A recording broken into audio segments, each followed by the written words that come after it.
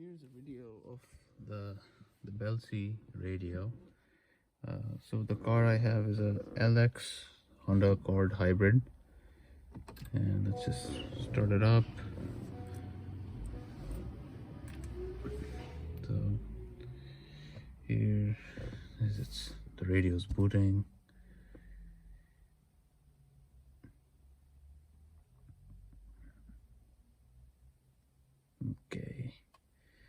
Okay, so it's ready. It's a little slow to boot, but maybe takes 5 or 10 seconds extra, but it's pretty fast. So by default it comes with the Agama car launcher, which is really nice. You can change the logo for your car. So I have Honda, and if you click and hold it, I think if you click settings, you can go here and select whatever car you have.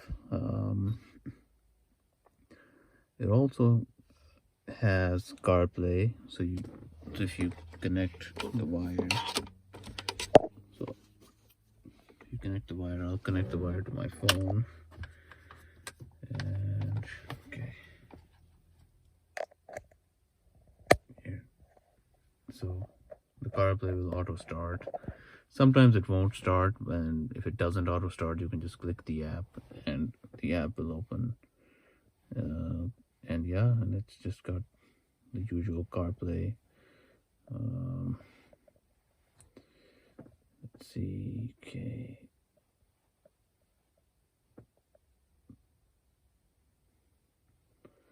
So here I am. Yeah, everything on CarPlay works, and that's what I mostly use. I really don't like the interface this thing shipped with, but that's not bad either. Yeah, you click home.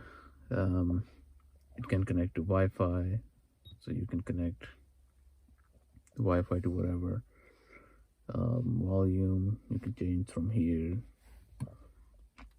and it's just an Android tablet. So you can install any app that you want. You can watch YouTube.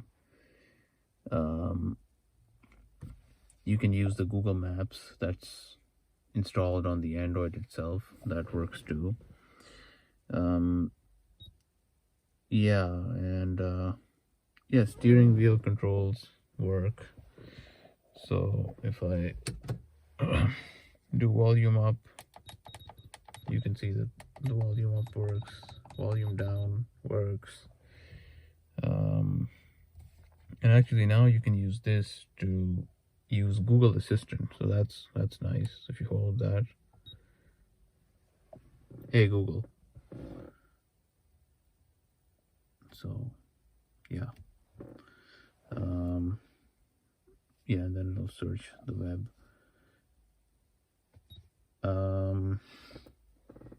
And let's see what else. Yeah, backup camera. Backup camera works on the LX.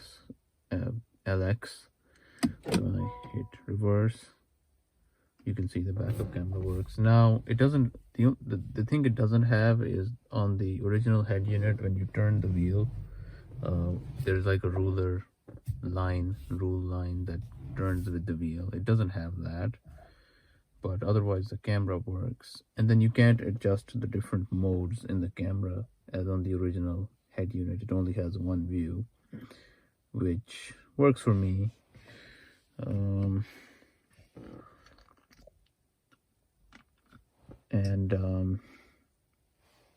Yeah, it's got notifications. Yeah, it's just an Android tablet basically. You can do whatever you want to it. You can change the launcher if you want. I have the Agama launcher, but you can install whatever you want.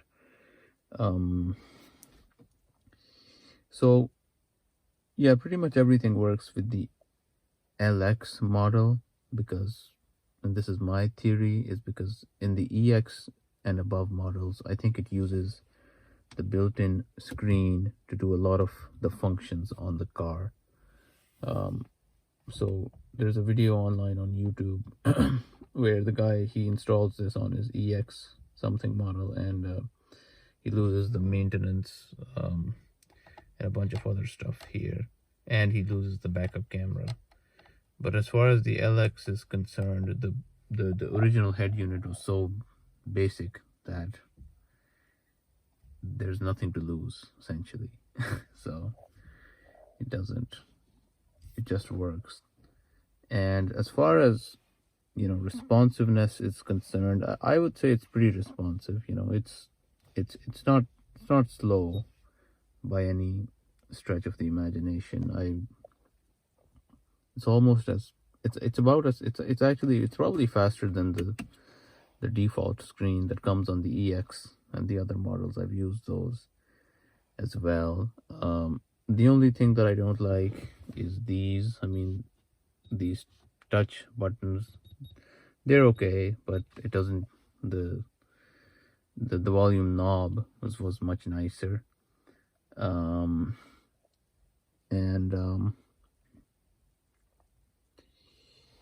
Yeah, pretty much. And yeah, here you can go back into CarPlay and CarPlay will turn on.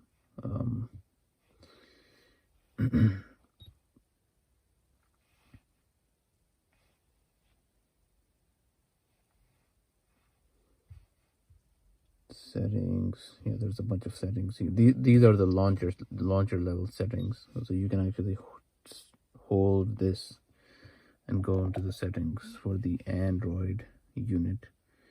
So everything there is just usual Android settings. There's some interesting stuff here in driving settings. You know, you can watch video when the car is driving, and blah blah blah blah, whatever. Okay.